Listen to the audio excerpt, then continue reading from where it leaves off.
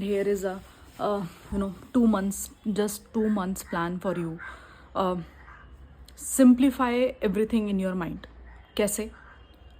आपके जो भी मार्क्स आए होंगे ना अभी, like in your last attempt, वो आपकी मेहनत के मार्क्स हैं. ठीक है, एक लेजिट एग्ज़ाम लिखा है आपने चार्टर्ड अकाउंटेंसी का, इंटर हो या फाइनल हो, और वो उसके मार्क्स है. ठीक है, कोई मॉक टेस्ट नहीं, कोई आरटीपी एमटीपी नहीं, लेजिट एग्ज़ाम जो आपने दिया था लास्ट, उसके मार्क्स है. ठीक है, उस मार्क्स को वही रखो. क्यों? क्योंकि वो नॉलेज आपने गेन कर लिया है. ऐसा नहीं है कि लाइक वो जो पढ़े थे अभी वो सब खत्म हो गया, ब्रेन से एकदम वॉश हो चुका है और आपको वहाँ से पास मार्क्स में जाना है. राइट? सो वो जो नॉलेज आपने लर्न किया था वो वैसा ही है, एज इट इज़ है, आपके दिमाग में है. आप कितना भी सेल्फ डाउट कर लो वो वही है. ठीक है, अब आपको उस मार्क्स को पासिंग मार्क्स के पास लेके जाना है. Your life will be very simple if you understand this. Last time तक जितने मार्क्स मिले हैं वो नॉलेज आपका वहीं पर है, वहाँ से आपको उसको पासिंग मार्क्स पे लेकर के जाना है, प्लस थोड़े बोनस मार्क्स, क्योंकि मार्जिन ऑफ एरर थोड़ा सा कम होना चाहिए. उतना मार्क्स ले जाने के लिए कितनी मेहनत करनी है वो आप एनालाइज करो. And trust me, your life will be so simple. अगर आपसे ये गैप समझ गए कि पहले कितने मार्क्स आए हैं, वो नॉलेज मेरे पास उतना ही है, वहाँ से मुझे पासिंग मार्क्स जाना है, उतना मार्जिन का मुझे मेहनत करना है. ठीक है, उतना मार्जिन का मेहनत कर रहा है. दिन में मेरे पास 7 से 8-10 घंटे आराम से होते हैं. ठीक है, दिन में 3 अलग अलग स्लॉट में भी मैं पढ़ लूँ तो भी उतना टाइम निकल जाता है. एक स्ट्रेच में भी पढ़ लूँ तो भी 8 घंटे निकल जाते हैं. और अभी तो मार्च ही है. मार्च में एंग्जाइटी का महीना होता ही नहीं है. March is not suppose to be anxiety महीना, राइट? सीए वालों के लिए इट इज़ अप्रैल. अप्रैल में सोचेंगे. अभी आप ये मार्च में फिगर आउट करो कि चलो 8 मार्च हो गया, 8 मार्च से लेकर के 31 मार्च तक मुझे क्या करना है. हाउ आई मेक श्योर कि यार ये जो भी मार्क्स मेरे आए हैं 100, 110, 90, उसको 150 पे ले जाने के लिए मेहनत करना है. ओके, बहुत ईजी है.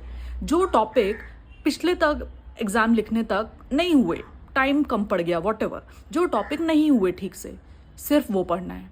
मार्च में नया पढ़ना है. I am telling this to you, मार्च में नया पढ़ना है. मतलब नया बोले तो जो अभी तक ठीक से नहीं हो पाया था आपको वो पढ़ना है. क्यों वो पढ़ना है? बिकॉज मार्च ही वो महीना है जहाँ आप थोड़ा आप ओपन माइंडेडनेस के साथ में पढ़ सकते हो और आपके पास समय भी है. तो विदाउट एंग्जाइटी फील किए अगर आप नया नॉलेज ले लोगे, उसके क्वेश्चन प्रैक्टिस कर लोगे, आपके ब्रेन को कोई तकलीफ नहीं होने वाली, कोई दर्द नहीं होने वाला है आपके दिमाग को कि oh my God so much of new knowledge. आप आराम से ले लोगे. यही काम मैं आपको अप्रैल करने के लिए बोल दूंगी ना, आप रोने लगोगे कि यार इतना एंग्जाइटी हो रहा है, इतने कम दिन बचे हैं, हो पाएगा क्या मुझसे, बाकी लोगों का तो इतना हो गया, ब्ला ब्ला ब्ला ब्ला. खत्म नहीं होने वाला. मार्च है, ये आराम से जो आप 20-21 दिन निकालोगे ना, इतने सॉलिड निकल सकते हैं कि आप ऑलरेडी पासिंग मार्क्स तक तो पहुंच जाओगे. ट्रस्ट मी, फाइंड आउट करो all those topics in all those subject जो आपके पहले ठीक से नहीं पढ़े हुए. ठीक है, और वो 4-5 टॉपिक ही निकलेंगे जो बिल्कुल आपने अनदेखा कर दिया था. उसके आईसीआई का कवरेज भी उससे आता है, बट आप प्रोसीजरल पार्ट नहीं पढ़ करके जाते हो, सम चैप्टर्स ही छोड़ करके चले जाते हो. सिर्फ वो पढ़ो. नया नॉलेज लेने का टाइम ही है मार्च आपका.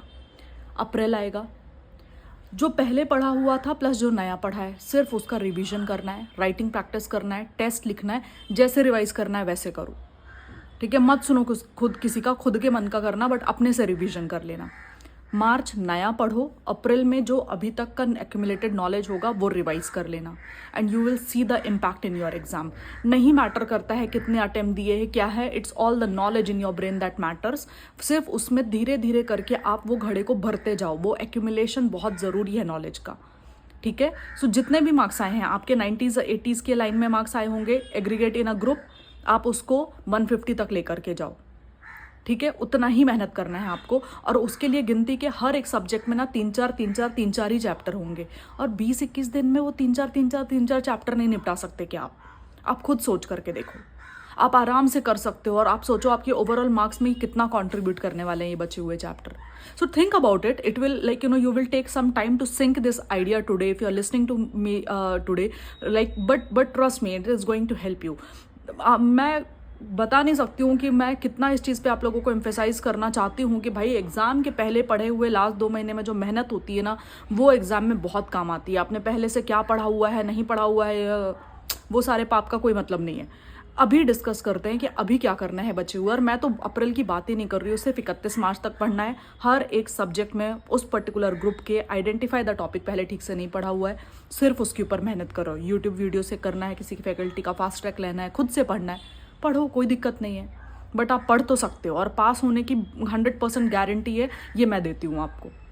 But don't touch the topic that you have already studied, touch the topic that you have not studied और जिसका ICAI मार्क्स अलॉट करता है, वेटेज है उन चैप्टर्स का, ठीक है। Identify them, solve it.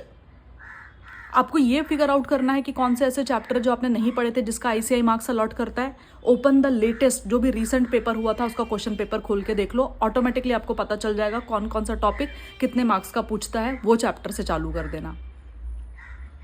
Clear on this point? Let me know if this is getting, if you are able to register this concept in your mind, and I'm sure आप बहुत lighter feel करोगे क्योंकि आपके दिमाग में 100% syllabus cover करने का load नहीं है और उसकी ज़रूरत भी नहीं है। March is only to study those topic जहाँ आपने लास्ट टाइम थोड़ी सी मेहनत कम की है, ठीक है। Let me know.